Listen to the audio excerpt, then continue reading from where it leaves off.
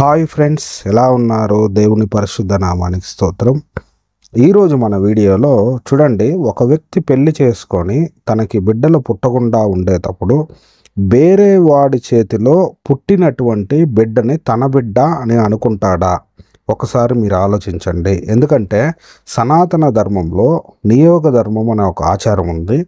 ఈ ఆచారం ప్రకారము వేరే ఓడికి పుట్టిన బిడ్డని తన బిడ్డలాగే చూసుకోవాలంట. ఇది ఎంతవరకు సరి అయినది ఒక్కసారి ఆలోచించండి.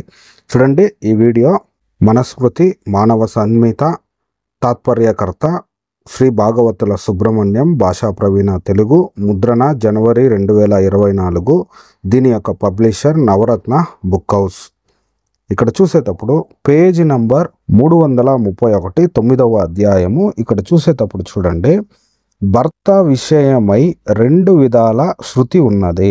భార్యగా ఆమెను పెళ్లాడకున్నా ఆమెకు పుత్రిని పుట్టించినందువల్ల అతడామెకు భర్త అవుతున్నాడని ఒక వాదం. ఈ పుత్రుని వల్ల అతడు పుత్రవంతుడని చెప్పబడుతున్నాడు. పెళ్లి చేసుకున్న స్త్రీకి పుత్ర సంతానం కలిగించలేక వేరొకనిచే పుట్టింపబడిన వాడిని తన పుత్రునిగానే చెప్పుకోవడం ద్వారా పుత్రవంతుడనబడుతున్నాడు. ఇది సదసద్విచారమే. చూడండి, ఇక్కడ చూసేటప్పుడు చూడండి, ఈ శ్లోకము దాని యొక్క తాత్పర్యంలో ఇలా రాయబడి ఉంది. పెళ్లి చేసుకున్న స్త్రీకి పుత్ర సంతానం కలిగించలేక వేరొకనిచే పుట్టింపబడిన వాడిని కానీ తన సంతానమే అనుకోవాలంట. చూడండి, సనాతన ధర్మంలో నియోగ ధర్మం అనే ఒక ఆచారం ఉంది. ఈ ఆచారం ప్రకారం ఇలా చేయాలంట. అంటే చూడండి, ఈ దేశంలో అనేక మంది మంచి హైందవులు, మంచి హిందువులు ఏం చేస్తూ ఉంటారంటే, వాళ్ళు పతివ్రతలుగా ఉండాలని, మంచివారుగా ఉండాలని ఈ దేశం కోసం వాళ్ళు ఎంతో పోరాడుతూ అనేక మంది వాళ్ళు మంచి రీతిగా ఈ సమాజంలో మంచి వ్యక్తులుగా ఉండాలనేసి వాళ్ళు పిల్లలు లేనప్పటికీ వాళ్ళు భయము భక్తిగా తన భర్తతోనే తనకు సేవలు చేసుకొని ఎన్ని కష్టాలు దుఃఖాలు వచ్చినా వాళ్ళ జతలోనే ఉండరు. చనిపోయేంత వరకు వాళ్ళ జతలోనే ఉండరు. అయితే చూడండి, ఈ మనుధర్మ శాస్త్రంలో సనాతన ధర్మంలో ఇటువంటి ఒక నీచ ఆచారం తెచ్చి ఇటువంటి కార్యాలు చెయ్యాలని చెప్తా ఉండరు. ఇది ఎంతవరకు సరి అయినది మీరే ఆలోచించండి.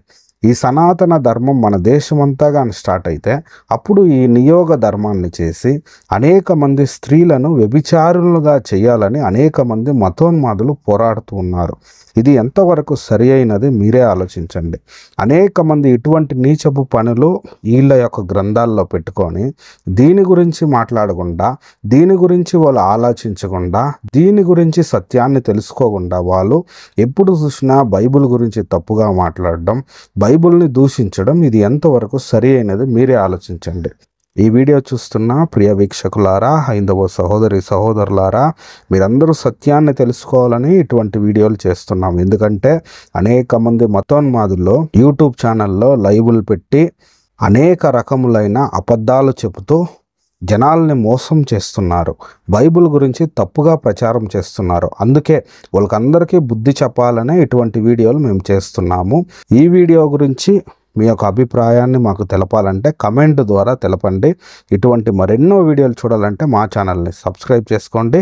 ఇంకొక అద్భుతమైన వీడియోతో మళ్ళీ మీట్ అవుదాం. అంతవరకు దేవుడు మిమ్మల్ని కాపాడును గాక. ఆమేన్.